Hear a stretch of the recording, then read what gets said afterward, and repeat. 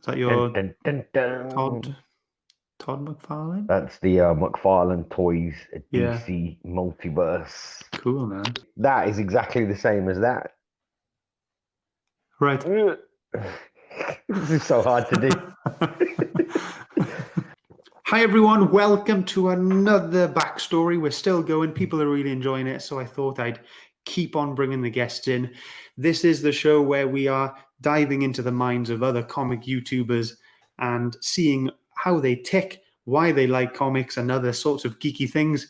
And I'm really excited today to bring on who we call, I think, the king of the UK comic uh, community, and I'm really excited to have him on. And here he is. It is Comico Deano. Ah, there he is. How you doing?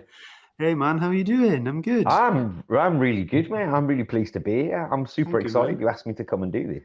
Well, yeah, I thought, you've been on the list. I've been going through, and I'm like, right, you are next. I'm coming for you. We're gonna The get hit into your list. head. I do. I've got a hit list. I've got a little list. Right, who's next? Who's my next victim to get into? But yeah, thank you so much for coming on. It's, Pleasure. we've done a lot of stuff. We've done a lot of stuff lately. We've done, we do the Nerd Herd, and which is our book club, and we've joined together on Shane's quiz. That Yes. was really fun. But yeah, I've not been on any of your stuff, any other things of your stuff, not like your Sunday lives or anything like that. No, I don't think you've graced our presence there yet, No, have I you? But I'm will. really enjoying the nerd herd that we're doing. Of course, we're Yeah, only. I think this will be our fourth one that we're doing this it week. will. It will. Yeah, it'll be our fourth It's one. been a lot of fun so far.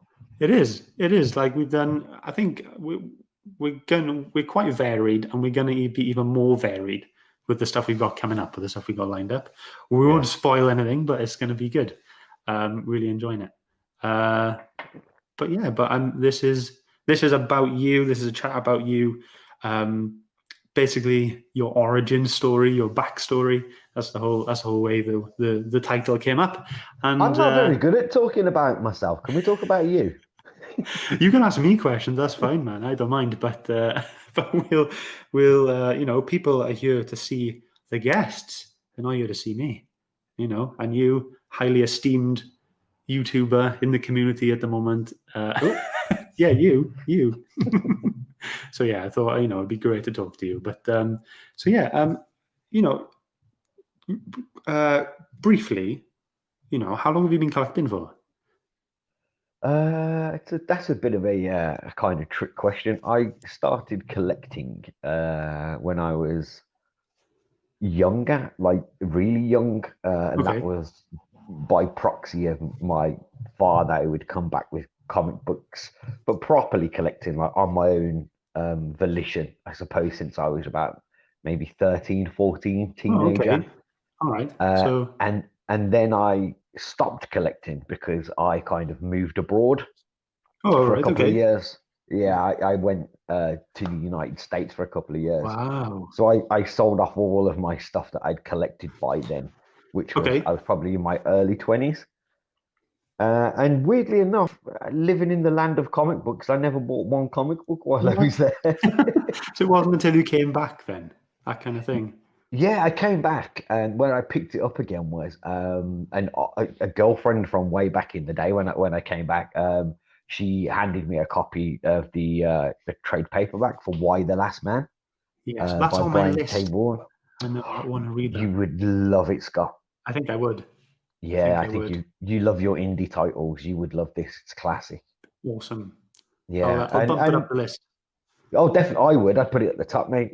It's incredible. But yeah, I read that, and then she handed me Preacher, and I was like, I need to start Mm, picking up comic books again. So yeah. really, I suppose that I'm giving you the long version here, but I suppose since I was in my 20s, then like properly, kind of like mid to late 20s.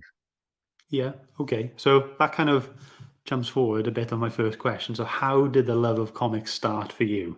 So Ooh. did it start when you were 13, when your dad was buying you stuff, or was it really like ignited when you first had those, Why the Last Man and Preacher, and then started going from there? The love of it really started from when I was a really small child. Okay. I think I was kind of obsessed with things like Spider-Man and Captain America anyway. I think when I was about, I can't believe I'm going to tell this story on the internet now. When I was about 5 or 6 or something like that, my mom brought me a Spider-Man costume, Nice. I mean, who like doesn't? an Who didn't have one? yeah, with the mask and everything, and Yeah. I would not take the thing off, man. Like I Awesome. think I wore it for like weeks and weeks and weeks. I even put it under my school uniform, thinking you never know when you're gonna need to fight crime, man. So That's brilliant.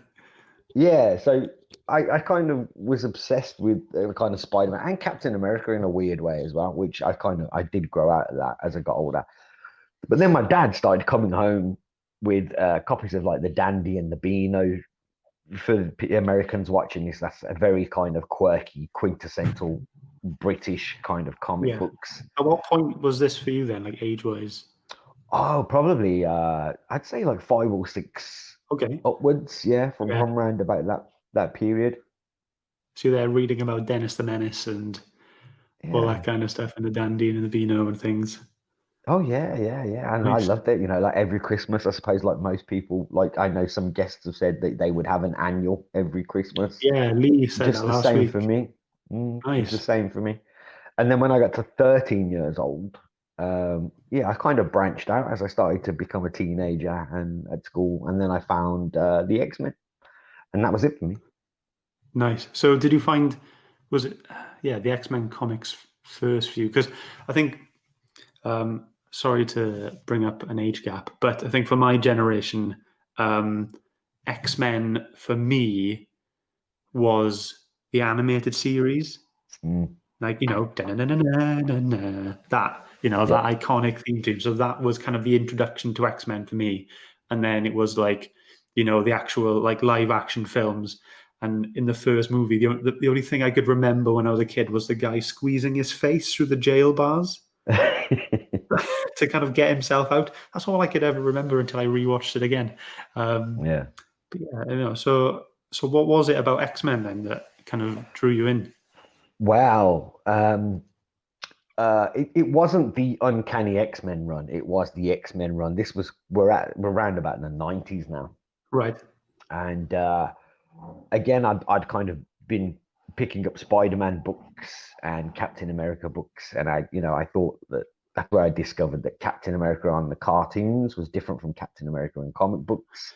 So Yeah. I kind of moved away from that, and Spider-Man was a big thing.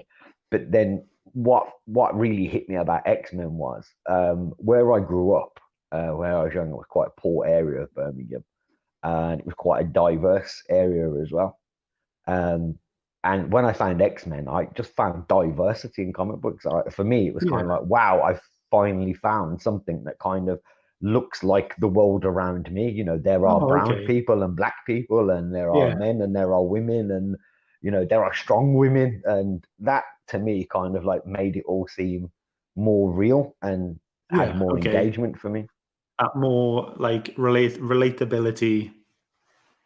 Yeah, that's Yeah. cool. So would you ever, I don't know, when you're reading X-Men, would you ever associate characters in the book with people that you knew in your area? Oh yeah, Yeah. because I had quite a diverse range of friends as well. So like it was almost kind of like the X-Men like were us as friends. You know what I Right. mean? We would Yeah. like, you know, we were all different shades of, color, and Yeah. it just felt like the X-Men team was That's us when we were cool. hanging out. Who are you then? Oh, I have no idea. Like I wouldn't remember. But that's what I mean. It connected in that way. Like it felt more real to me because that Yeah. diversity in the book um, was reflected in my life, and there Yeah. was strong women in my life, and there was in that book. So yeah, that's what really grabbed my attention. That's cool. So that's where the love started, and you were Mm. in your what, like before you were 13? Yeah, like 10, Yeah, 11, 12, something like that. And yeah, it would then, have been around 13, I think, when I found the X-Men. yeah, and then what? And then that just kept going for a bit. And then what? Did it snowball into anything else? Or, Oh Was it? yeah. That Yeah, was it. The floodgates were open. that Then was that kind of led into Batman, and well, I tell you what, the next step was, because I was so into X-Men. I kind of started to look at, well, where did these people come from? And then I found like the Uncanny X-Men, which was right. the previous run to that. And then I found Claremont stuff, and that was it. To me, that was kind of like, as a kid, it's kind of like discovering the equivalent of comic book Shakespeare. You know what I mean? It's like, Right. Okay. Yeah. and uh, and then of course that was an older title for me. Like when that run was out, I would have been too small, I think, to kind of really read that. Yeah. But then, because I'd gone back and looked at that early stuff, I found like earlier Batman stuff. So I Right. found kind of like Death in the Family and Killing Joke and stuff like that. So that was then the birth of kind of the love for the bat as well. Yeah. Okay. Yeah. Because you're a Mm. big Batman fan, aren't you? Yeah, just a bit. Just a smidge. Just a little Yeah. bit. Yeah, just a bit. What's that? You wearing a t-shirt, Batman t-shirt, is it? Yeah, yeah, yeah. Oh, nice, man. Nice. Yeah, like I think I've spoken to a lot of Batman fans over this series, and I totally understand why. But I have said before, I've not read any Batman, not read a single issue of Batman, and You're gonna on the nerd herd, mate. I apologize. But that's good. Like that one reason why I do like the Nerdhood is because it is introducing me to more stuff that I wouldn't normally either buy or get into myself. Mm. So it's really fun to do that. I'm trying to think now. So okay. So you told us about your love. How you fell in love with comics and how those floodgates were opened. But why do you like them? So you said how you fell in love, but what about them? Apart from the diversity in the X-Men and stuff like that. Like, what is it about comics specifically? You could have been into books and films or anything. So why comics? I am hugely into books in general. If you could see my place, there's literally books in every room. Yeah. And What kind of again, genre? huh? What kind of genre? Oh, everything from Everything. non-fiction to just general fiction to horror to sci-fi. There's everything. I will Nice. read anything, and I've always been the same since I was a kid. That it wasn't just comic books that I read; it was books in general. Even to the point where I would just get through like one book an evening. Wow. As a little kid, yeah, and the school Yeah. thought, "What's going on here? Is this guy like cheating, trying to get up the reading levels?" Like. Speed So reading, like. yeah, so I've Yeah. always been the same. But I think that comes from, I think I've always been a bit of an aspiring writer as well. Okay. Um, Have like you written I anything? yeah, I'm working on a novel. Wow. Yeah, I think I'm kind of winding down on it really. So yeah, I think that's always been appreciated for me, good writing, Yeah. and it doesn't really matter what the medium is. So whether it's a novel or whether it's a comic book or a graphic novel story or whether it's a movie, I respect good writing. But the thing with me as well is I am a huge lover of art. Like I will happily go and spend all day in an art gallery. So Wow. you Okay. put comic books for me is the Yeah. perfect marriage between those two things. It's the perfect medium for you. Yeah. Yeah, and I think there's a historical importance to it as well. I think it's something that's been done since the beginning of time. Like, since man arrived, we've kind of told stories through pictures Yeah. and things like that. So I think there's something kind of that can historical about it in a way as well. Yeah. Okay. Is it? Yeah. So can we say that comics are more of a what am I trying to say? Like a more realistic take on storytelling over literature, over the written words. Like, is that more? I think it's a more instinctive way of telling a story. Again, like we come from cavemen, and that's originally what we did, wasn't it? Yeah. We drawed on walls to tell stories.